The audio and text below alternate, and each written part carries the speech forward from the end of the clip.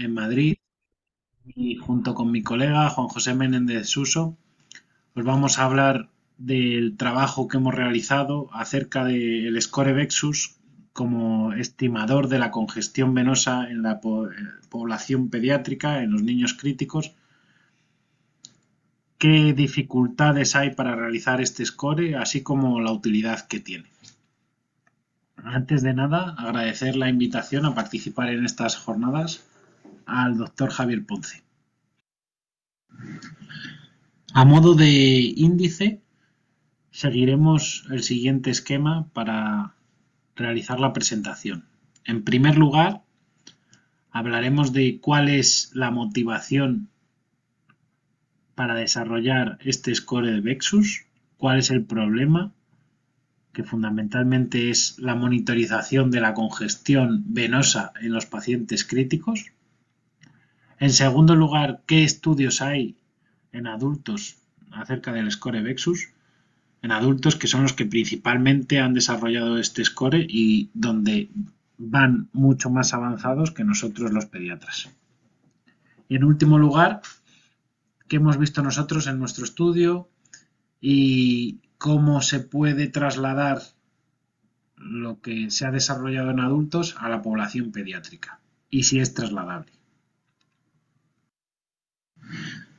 Entonces, el principal problema y la motivación que ha llevado a desarrollar esta herramienta de medición, el Score Vexus, es algo con lo que estamos familiarizados todos los que trabajamos en unidades de críticos, y es el manejo fino del equilibrio de los líquidos, ya que aunque los líquidos intravenosos son una terapia fundamental en el tratamiento de pacientes inestables, una administración excesiva puede llevar a una sobrecarga de volumen que tenga perjuicios tanto a nivel cardiovascular como a nivel de otros órganos, a nivel renal, a nivel hepático, a nivel digestivo, haciendo todo ello que se aumente la morbilidad, la estancia hospitalaria y la mortalidad.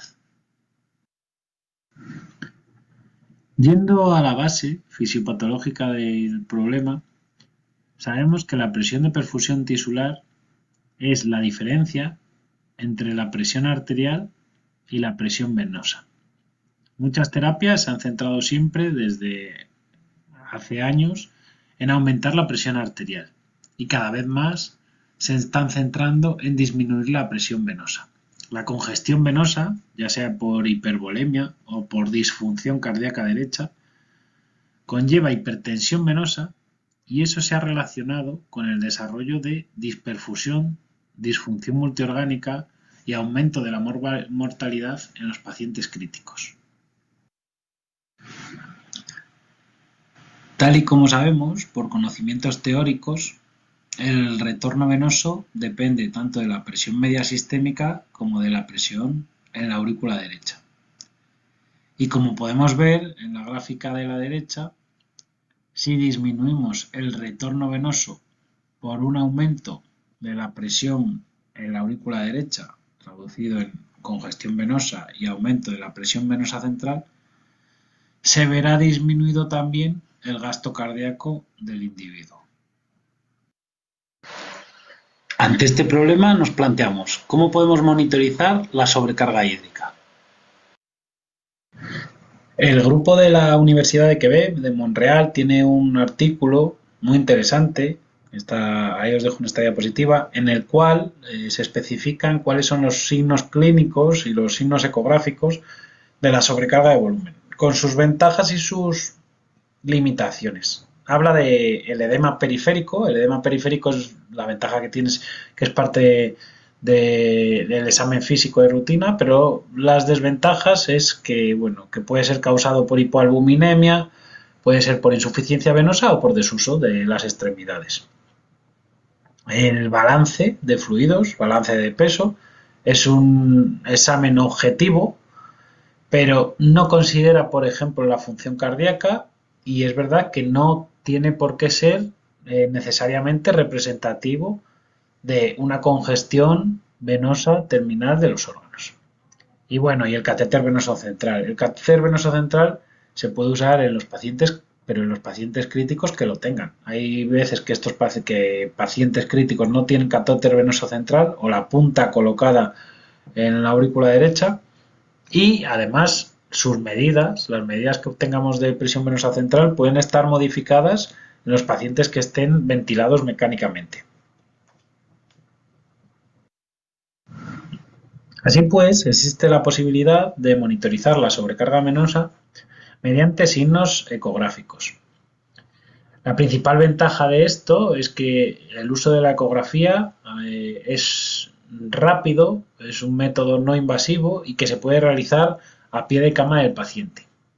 Además, tiene la principal ventaja de que con la ecografía se puede ver la congestión específica de cada órgano, ya sea hígado, pulmón, riñón, cerebro, y se tiene una visión particular de la congestión que está sufriendo cada órgano y no una visión global que nos puede dar la medición de la presión venosa central o la medición de la ganancia de peso.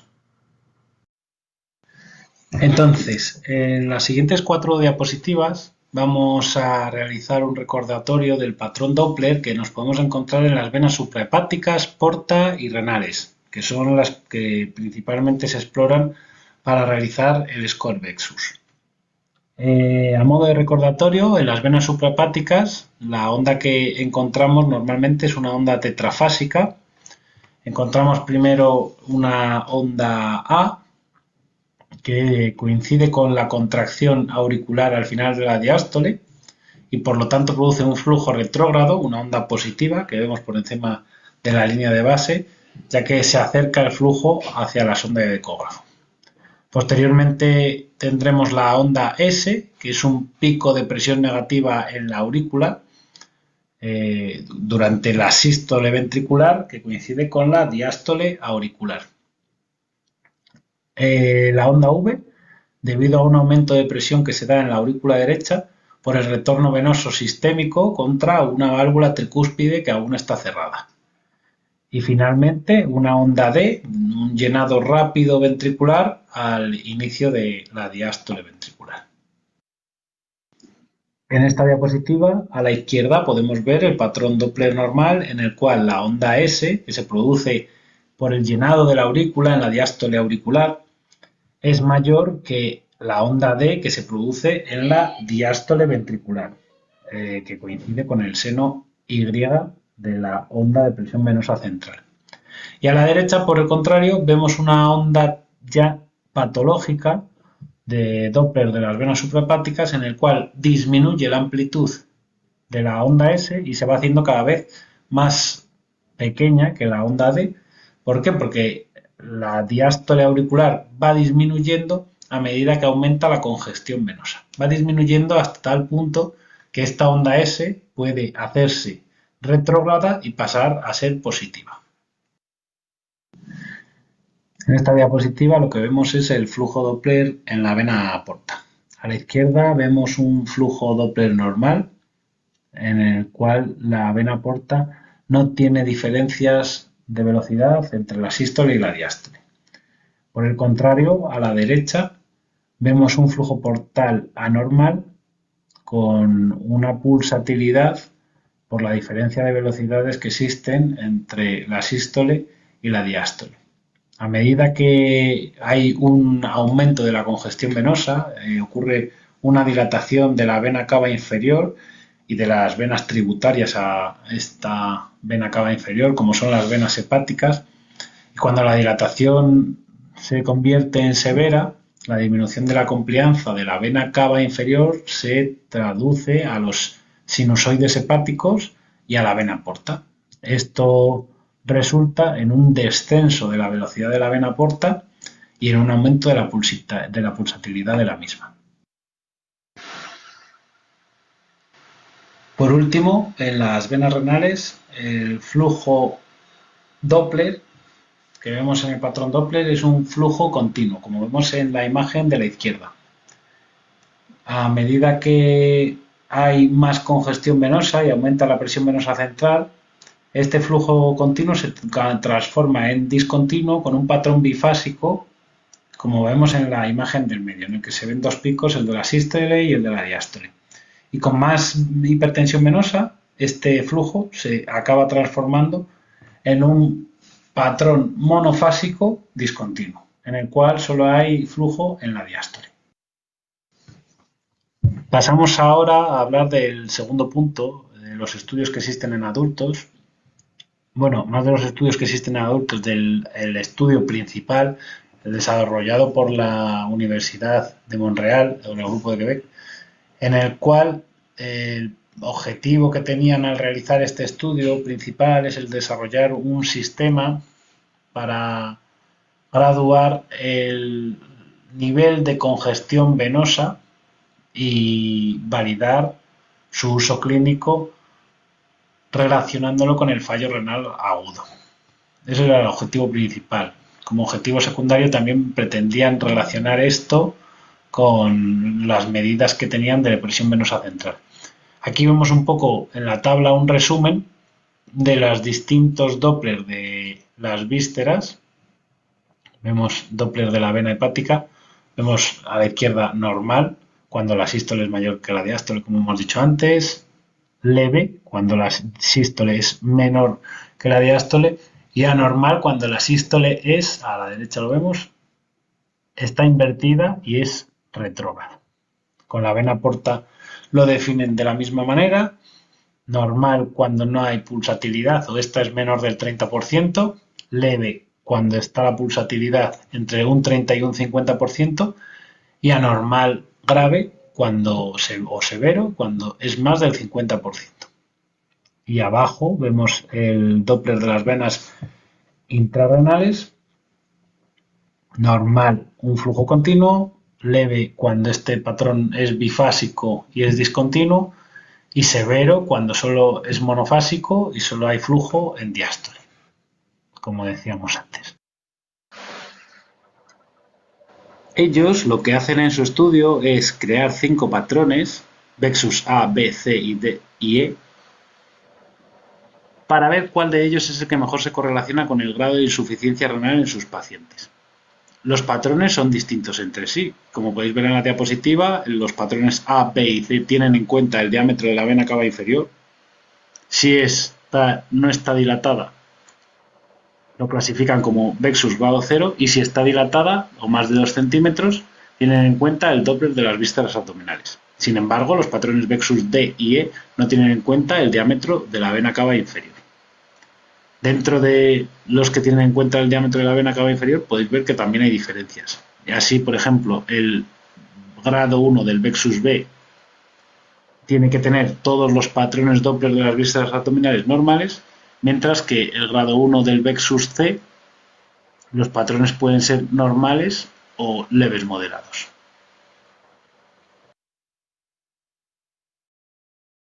Realizan distintos análisis y ven que el Vexus C, el patrón Vexus C es el que mejor se correlaciona con la insuficiencia renal en adultos.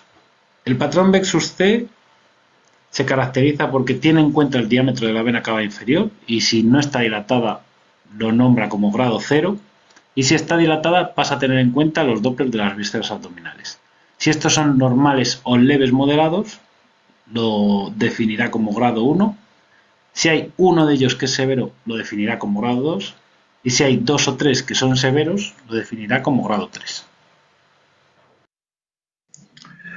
Bueno, pues muy bien, pues después de conocer los datos que habían adultos, después de leer los estudios que se habían realizado, nosotros lo que nos preguntábamos es si este score Vexus se podía realizar en niños, en primer lugar, si era factible hacerlo en personas que son más pequeñas, que además anatómicamente los vasos son también de calibres más pequeños, y si era útil, si además también en los niños se correlacionaba estas alteraciones en los patrones Doppler o del diámetro de la vena cava inferior con el grado de congestión venosa. Para ello realizamos un estudio observacional y transversal en el que se estudiaron todos los niños ingresados en la unidad de cuidados intensivos entre noviembre de 2020 y junio del 2021 a los que se les había colocado un catéter venoso central con la punta en aurícula derecha. En ellos determinamos simultáneamente la presión venosa central y el score Vexus, tal y como se ha definido anteriormente. Los niños con trasplante hepático, renal o cardíaco o con anomalías en la anatomía de hígado o riñón o que estuviesen en circulación extracorpórea fueron excluidos en este estudio. La primera medición que realizamos era la del diámetro de la vena cava inferior. Lo realizábamos colocando la sonda en la región subsifoidea con el indicador orientado hacia la cabeza del paciente. Medíamos el diámetro de la vena cava inferior justo distal a la unión de las venas hepáticas con la vena cava inferior. Aquí tuvimos el primero de los problemas. ¿Cuál fue el primer problema?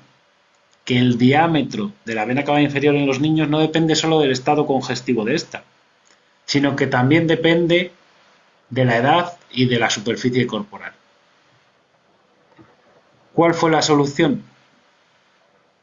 La solución fue utilizar unos puntos de corte publicados en el trabajo de Caturia, en los cuales dábamos como dilatadas venas cavas inferiores superiores a 0,7 centímetros en el grupo de edad entre 0 y 2 años, superiores a 1,1 centímetro en el grupo de edad entre 3 y 7 años, a 1,6 centímetros en el grupo de edad entre 8 y 13 y a 2,4 centímetros en los mayores de 14 años. Estos son puntos de corte y esto debería de realizarse de una manera más continua, ya que como veis en el gráfico superior, la vena cava inferior va aumentando a medida que pasan los años y no por intervalos como tuvimos que utilizar en nuestro trabajo. La segunda medida que hacíamos era el Doppler de las venas suprahepáticas con una sonda Convex o Phase Array en una ventana que era transversal subsifoidea.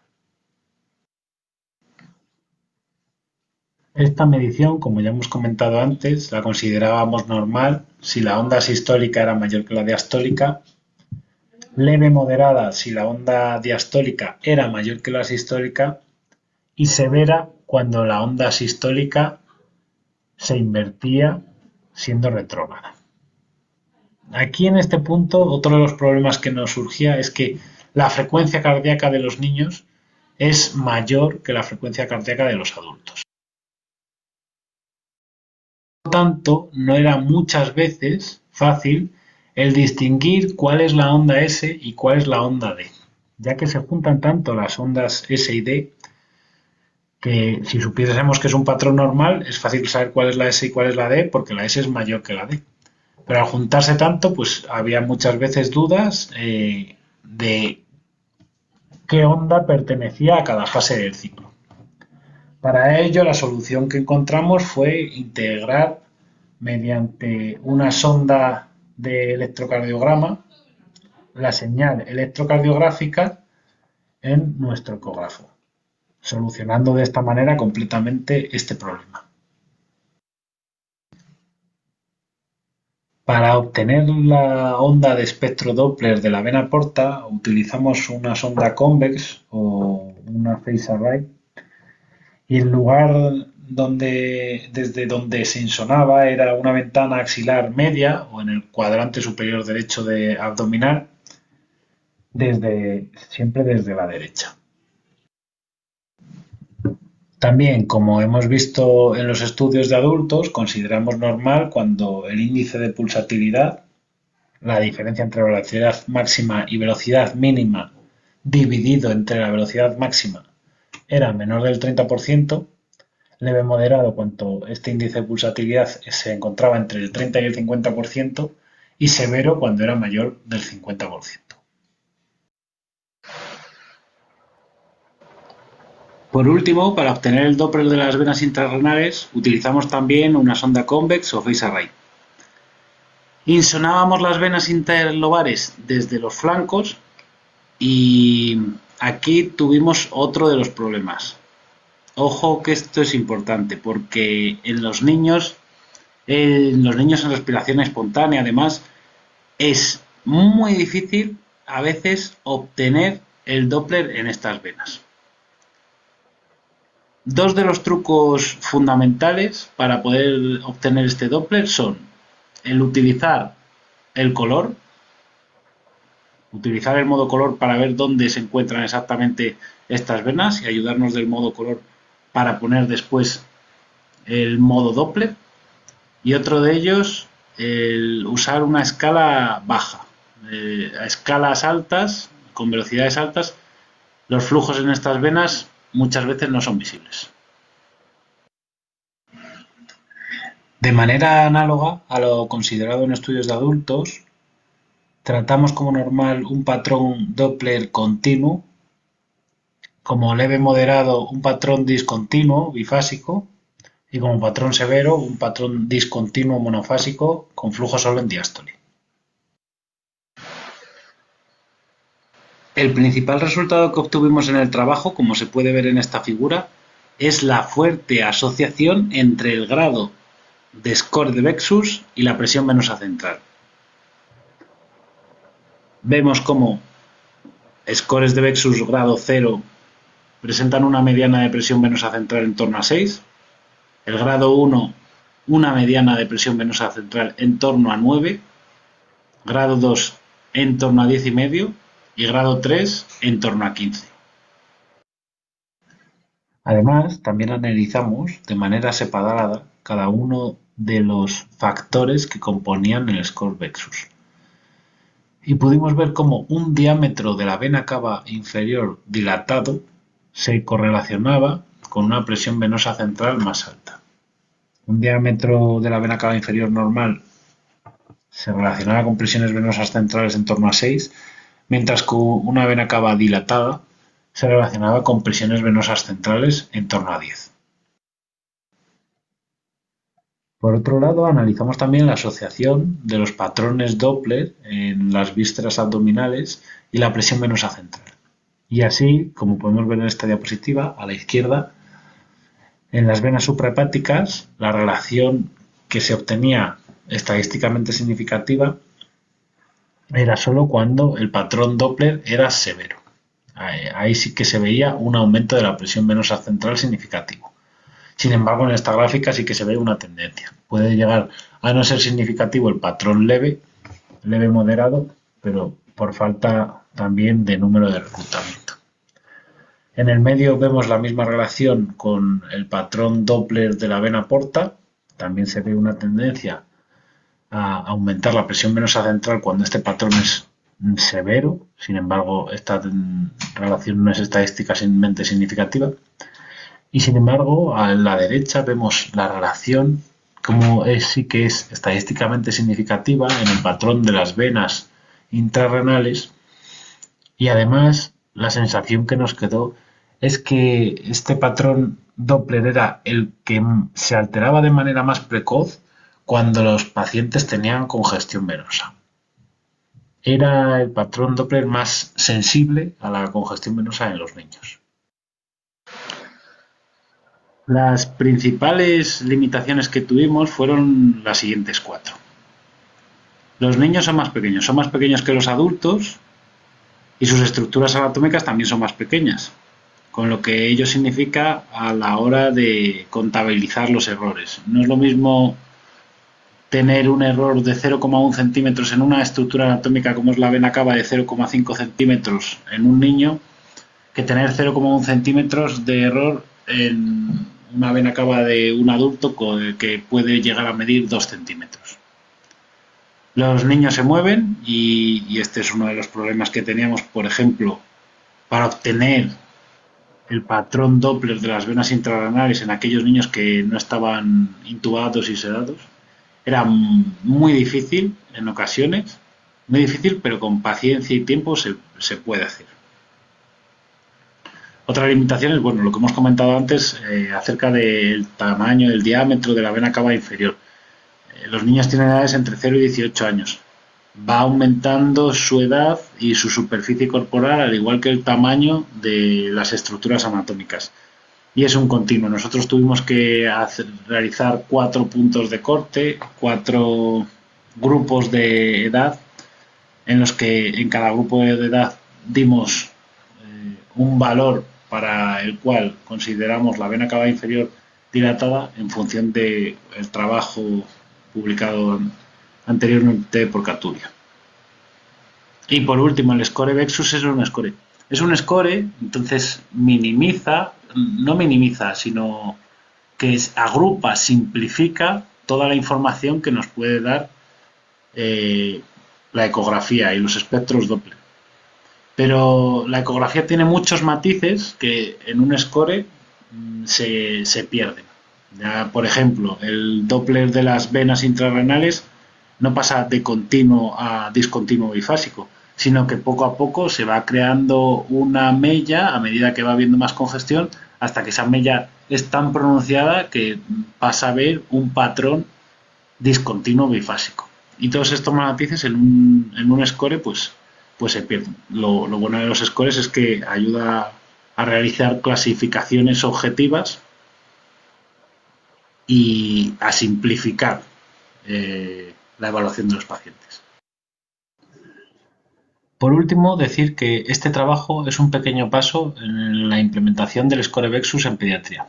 Creemos que todavía hay muchas líneas de investigación por abrir, como el relacionar este score con la mortalidad de los pacientes, el relacionar las medidas Doppler también con la estancia de los pacientes en UCI, o monitorizar el tratamiento descongestivo, tanto de los diuréticos como las terapias de reemplazo renal, para ver tanto cuándo es el momento ideal para iniciar estas terapias y ver si estas terapias están siendo efectivas.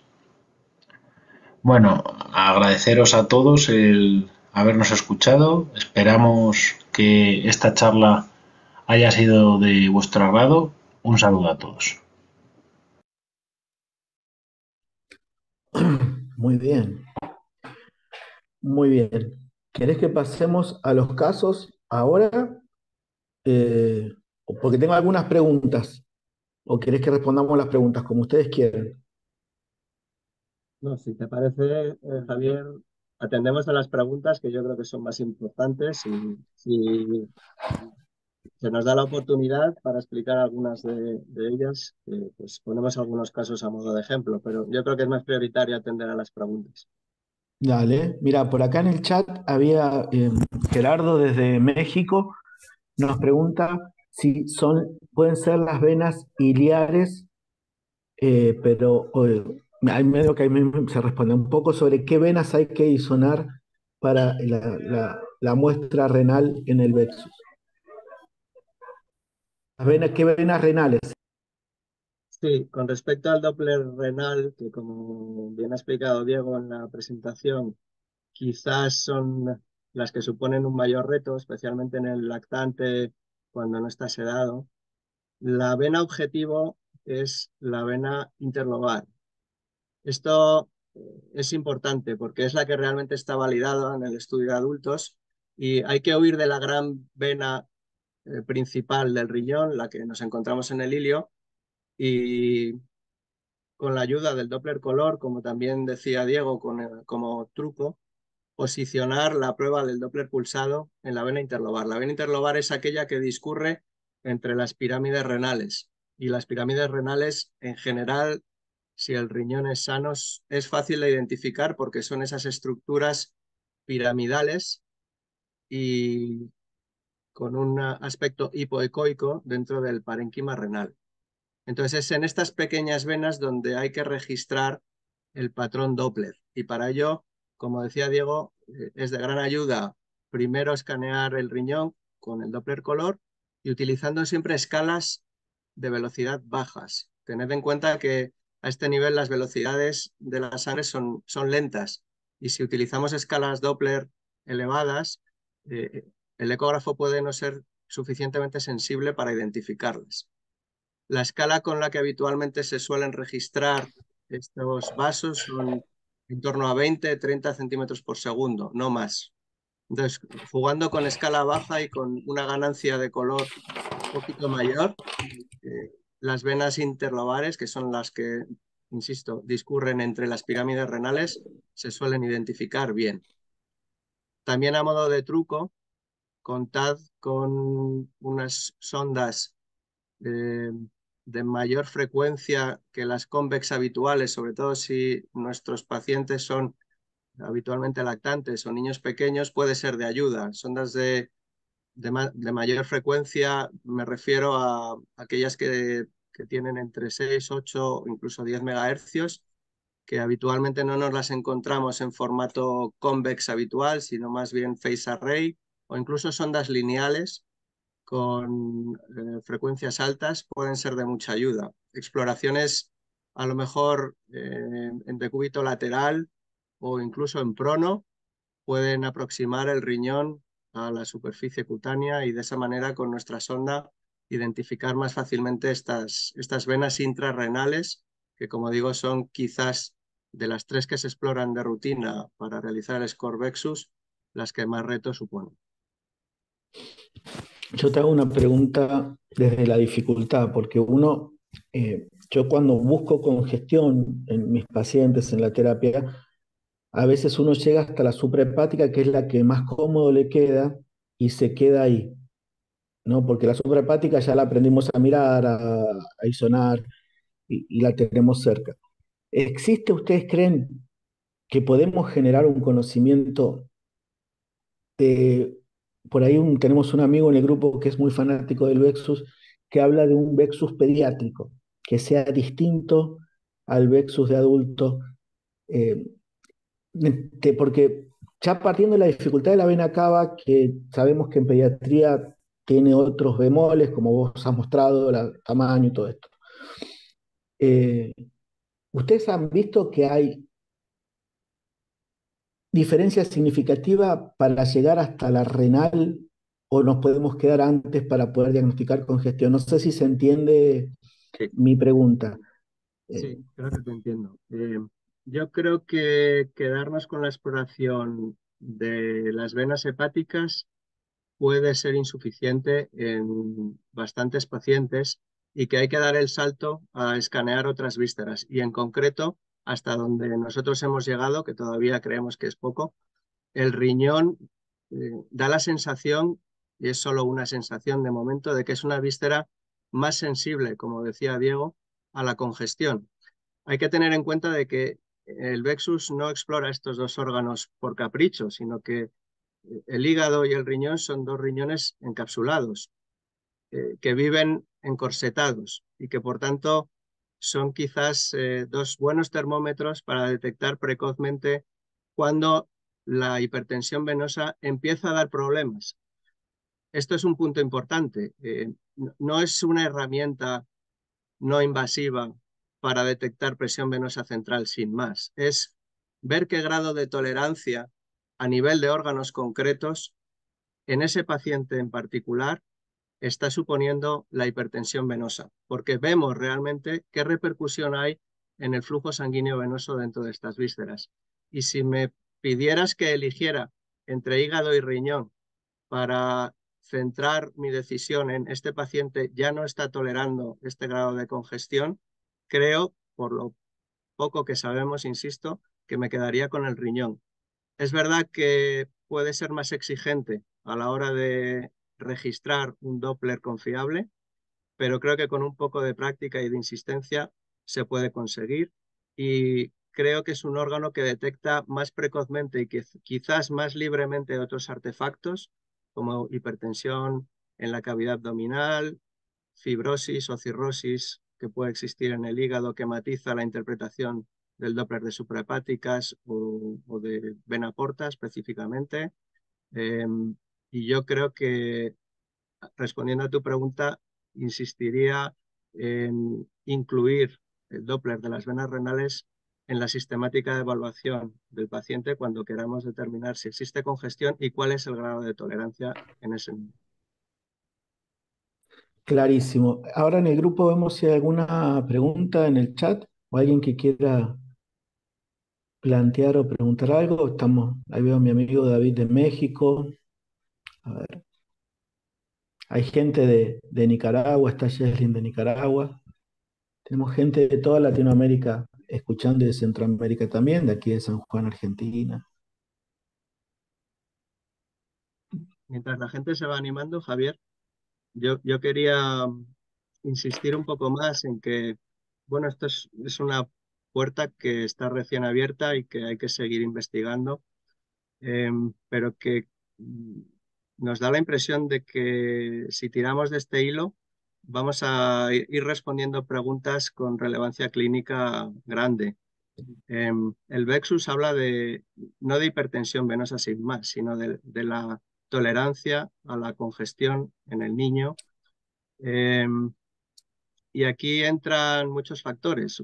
Unos están claramente relacionados con cuánto líquido utilizamos o nos podemos permitir utilizar en escenarios muy diversos. No solo es el shock, puede ser el niño que se somete a ventilación mecánica o que estamos gestionando una insuficiencia renal más o menos aguda, pero también quizás esté por detrás cómo manejamos la disfunción cardíaca, cómo cuidamos a un ventrículo derecho que a lo mejor no tenía problemas, pero que de repente nos ha sobrevenido una sepsis o un ARDS y se expone a una sobrecarga inesperada, cómo programamos nuestros respiradores en aquellos niños con, bueno, una patología que no tiene por qué ser crónica, una simple bronquiolitis, entre comillas lo de simple, pues puede suponer una sobrecarga no solo al pulmón, sino también al corazón y a la circulación en general.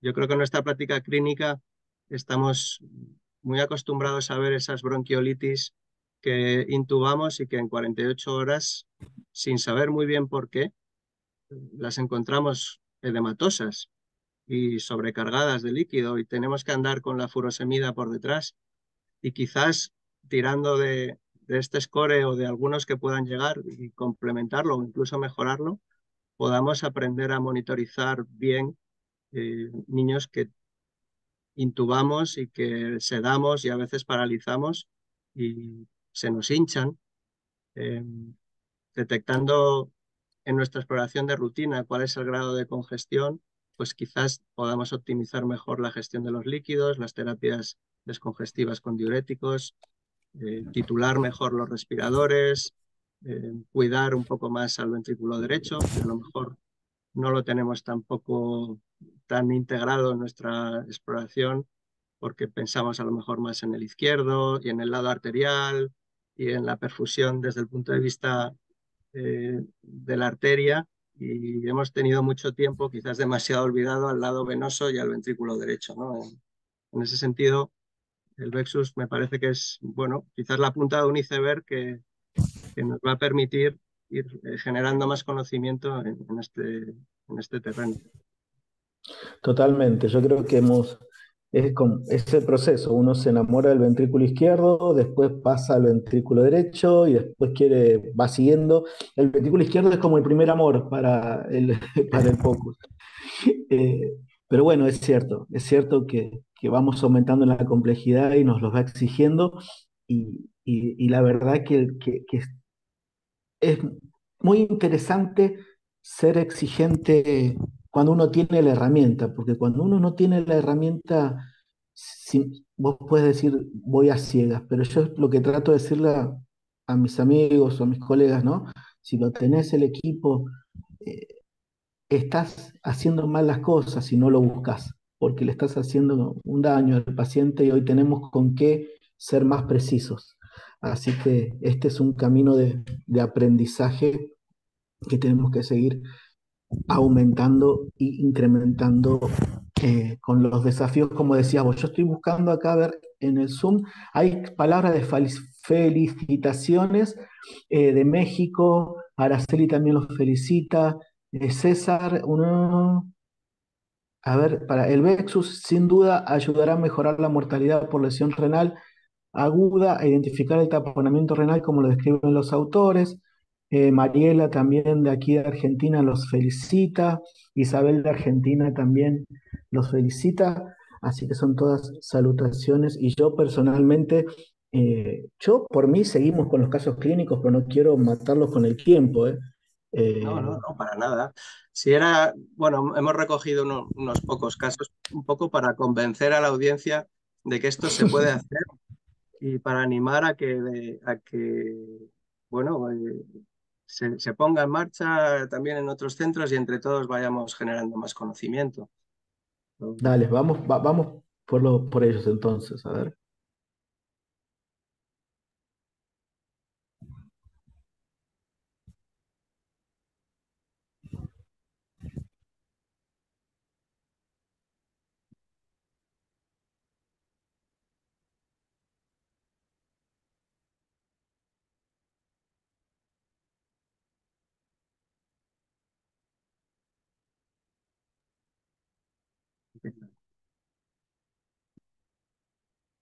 Creo que estáis Ah, ahora viendo la pantalla, ¿puede ser? ahí está, ahí lo estamos Vale, viendo en modo presentación. sí. Pues por ejemplo, pues esta es una niña que tenemos desde hace mucho tiempo en seguimiento, es una niña con una patología compleja, que es una estenosis de venas pulmonares, que tenía además un drenaje venoso pulmonar anómalo. Por este motivo, pues ha recibido múltiples cirugías y convive con una situación de insuficiencia respiratoria crónica, está tracostomizada, tiene un respirador domiciliario y con una sobrecarga derecha eh, importante derivada de la hipertensión pulmonar que genera su problema de estenosis de venas pulmonares. Como veis, esta es una exploración de vena cava inferior en el lado superior izquierdo y de suprahepáticas que ya se pueden ver en este corte transversal que están ingurgitadas, ¿no? El Doppler de esta niña, veis, en la suprahepática es fácilmente interpretable. En este caso no hay un registro electrocardiográfico simultáneo, pero se puede interpretar fácilmente porque tiene una onda S muy pequeña, menor que D, debajo de la línea base. Esto correspondería, según el Scorebexus, a una congestión hepática leve moderada. Esto es un poco lo que decía Diego. Quizás el score simplifica demasiado en algunos pacientes porque esta onda S, claro que es más pequeña que la onda D, pero es que es prácticamente ausente, está a punto de invertirse en algún momento, ¿no? Esta es su vena porta, como veis hay una pulsatilidad importante que supera el 50%, y esta es su vena intrarrenal. Tiene un patrón bifásico discontinuo. En, en el registro Doppler de la vena intrarrenal casi siempre se suelen registrar a la vez la arteria interlobar y la vena interlobar, de tal manera que la interpretación es más sencilla que en el territorio suprahepático porque tenemos como referencia la onda de pulso arterial sobre la línea de base. Entonces, podemos saber qué es sístole y qué es diástole. Como veis en este caso, pues es un patrón bifásico, pero otra vez, como decía también Diego, es bifásico, pero casi es monofásico, porque la onda S que estamos registrando tiene muy poquita amplitud y muy poquita duración. De tal manera que sí, este encajaría como un leve moderado en el score Vexus, pero está a puntito de ser severo. Hay algunas publicaciones más recientes en adultos que ya están empezando a añadir matices a estos patrones Doppler, registrando durante todo el ciclo cardíaco cuánto es el tiempo de flujo cero en las venas renales. Cuanto más tiempo de flujo cero, obviamente más repercusión de la hipertensión venosa está habiendo en ese riñón, ¿no? Creo que probablemente en el niño pues habrá que ir investigando también esto en los próximos años. Este es otro niño que tiene un problema de hipertensión pulmonar derivado de una patología congénita. Como veis en el Doppler, en la ecografía arriba, hay una dilatación importante de cavidades derechas, hay insuficiencia tricuspidia. La repercusión retrógrada de esta disfunción derecha pues es también importante. Como veis en el Doppler de suprahepáticas, hay también un patrón de onda S menor que D, hay pulsatilidad en la vena porta y hay un patrón bifásico discontinuo en el Doppler intrarrenal. Este paciente, fijaros, en el registro durante el ingreso, sufrió un empeoramiento que fue detectado también en forma de mayor congestión. Fijaros cómo cambian las exploraciones. A la izquierda, arriba tenéis el Doppler suprahepático al ingreso, que ya tenía un patrón S menor que D, pero que al empeorar y aumentar la congestión, pues vemos en la fotografía de abajo a la izquierda como la onda S se ha invertido y ahora aparece como onda positiva sobre la línea de base. Fijaros en el Doppler también intrarrenal, como al ingreso tenía un patrón discontinuo bifásico, pero que al aumentar la congestión en el contexto del empeoramiento, pues aparece ya de manera más rotunda la discontinuidad y casi se está perdiendo la onda S, quedando solo una onda diastólica final. Y que también como recordatorio, tú decías antes, Javier, si este Vexus podrá ir afinando mejor o implementándose, y yo creo que desde luego que sí, incorporándose registros de otros territorios vasculares, como por ejemplo puede ser el índice de resistencia de la arteria renal. Fijaros arriba la arteria renal qué patrón Doppler tenía en la esquina superior derecha, mientras que cuando la niña empeora, vemos cómo el índice de resistencia pues también empeora, ¿no? Esto es otro paciente, en este caso era una cardiopatía congénita, un Shone, un ventrículo izquierdo hipoplásico, vivía con una prótesis en posición mitral y como vemos que existe a nivel venoso una congestión importante. En la esquina superior derecha veis el patrón Doppler en suprahepáticas con una onda S que ya se ha invertido, solo hay una onda negativa que es la onda D. Hay pulsatilidad portal y hay también un flujo discontinuo monofásico, en este caso en el Doppler intrarrenal, ¿no?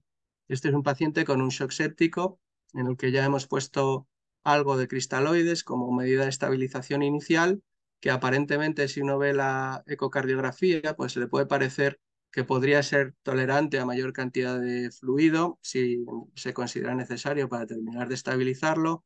En el eje corto, bueno, vemos un tabique interventricular que quizás pueda estar un poquito aplanado, pero tampoco es muy llamativo, pero sin embargo sí que hay datos a nivel venoso de congestión, a nivel hepático hay una onda S pequeña, menor que D, hay pulsatilidad portal, aunque tampoco es muy marcada, pero en las venas intrarrenales sí que hay discontinuidad en el flujo con una onda S menor que D, ¿no?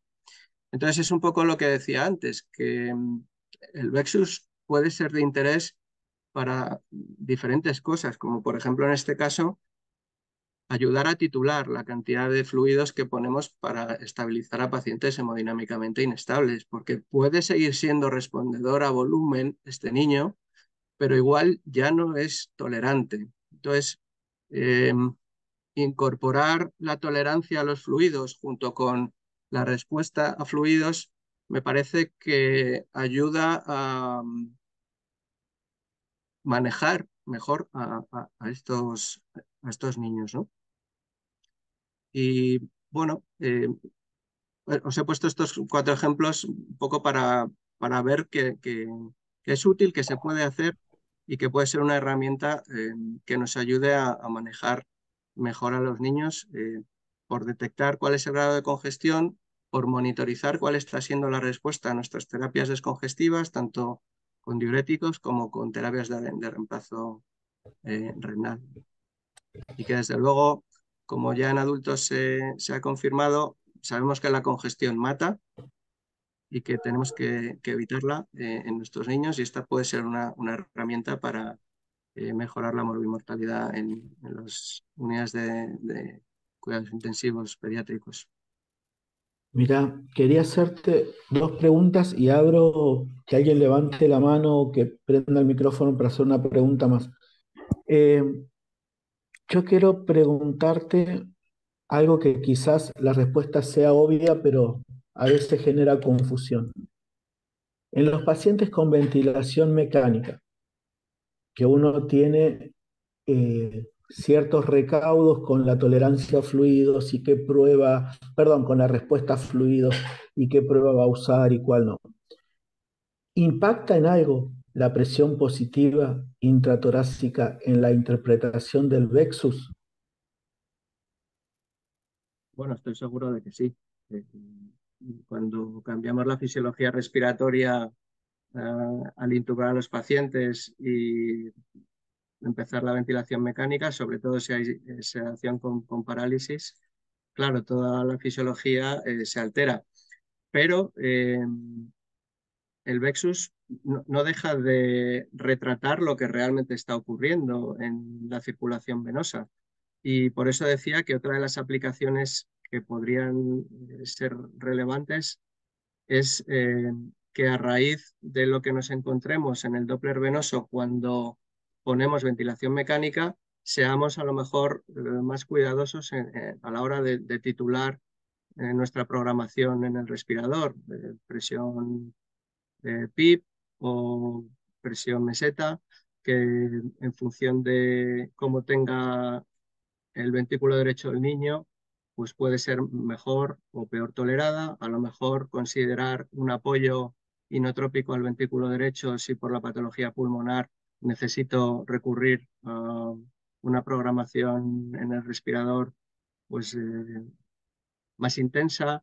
El uso de vasodilatadores pulmonares puede tener más justificación si lo que estoy viendo con mi exploración Vexus es que existe una disfunción derecha con un impacto a nivel venoso retrógrado en órganos abdominales importantes. Entonces, claro que la presión positiva intratorácica que yo genero al intubar al paciente y a someterlo a ventilación mecánica altera el Doppler, pero es el Doppler real, es el que nosotros generamos cuando ventilamos mecánicamente. Se abre un mundo también en la neuromonitorización. Empieza a tenerse cada vez más evidencia de que algunos pacientes con delirium se relacionan con haber estado con congestión venosa. Y otro punto importante de mejora en la valoración del Vexus, que ya hay alguna publicación sobre esto, que se ha ido denominando de diferentes formas, Extended Vexus, por ejemplo, es integrar el Doppler en vena yugular interna. Y quizás nos vayamos a encontrar datos de que los pacientes con alteración del Doppler en yugulares, como consecuencia de congestión venosa, por disfunción ventricular o por sobrecarga hídrica, se correlacionan con desarrollo de delirium y con más dificultad en el destete del respirador, más tiempo de estación UCI. No me cabe duda. Clarísimo, clarísimo. Yo estaba pensando en alguna cosa que he leído acerca de la cerebral media, también dando vuelta, como tener en cuenta el IP de la cerebral media como otro dato. Esto es inabarcable, o sea, podemos quedarnos conversando un rato inmenso, pero bueno, en función de la gente que está con nosotros eh, y ustedes también para liberarlos, les quiero agradecer el tiempo y, y la predisposición y la buena onda de compartir este rato con nosotros. Eh, yo ya los tengo contactados, así que sonaron, los voy a seguir molestando seguramente, mandándole, sonaste vos, Diego, estás listo, así que eh, los voy a seguir contactando. Tenemos que seguir creciendo en esto y seguirnos encontrando a través del mundo las personas que, que a veces, no sé allá, pero acá hay un cierto recelo todavía de que esto es una exageración, de que no es para tanto, de que la clínica es soberana, como si la ecografía viniera en un platillo volador y no fuera parte de la clínica. Entonces, eh, creo que estos encuentros con gente como ustedes que compartimos esta filosofía médica, yo las festejo muchísimo y se las agradezco enormemente. Así que nada más de mi parte. Muchísimas gracias. Bueno, muchas gracias, repetir, muchas gracias por la invitación a estas jornadas. Son muy interesantes las jornadas que hacéis y seguimos en contacto. En este punto, Javier, ya para terminar, solo deciros que estamos encantados con esta colaboración y que esperamos que puedan haber más en el futuro. Tanto Diego como yo somos los coordinadores del grupo de trabajo de ecografía de la Sociedad Española de Cuidado Intensivo Pediátrico y desde aquí eh, os lanzamos también la propuesta de que vengan más colaboraciones porque creo que puede ser muy enriquecedor y que ayuden además a hermanarnos aún más, que aunque haya un océano entre medias, pues gracias a esta manera de interaccionar, pues puede ser muy útil para los dos o incluso eh, proponer nuevas líneas de investigación que puedan ser conjuntas. Totalmente, totalmente. Esa es la idea. Juntarnos y charlar son excusas para hacer otras cosas. Así que Perfecto. muchísimas gracias. Un abrazo inmenso y que tengan un hermoso fin de semana para todo el mundo, para toda América y para toda España. Gracias, Igual, gente. sí. Adiós. Gracias. Un abrazo. Chau, chau.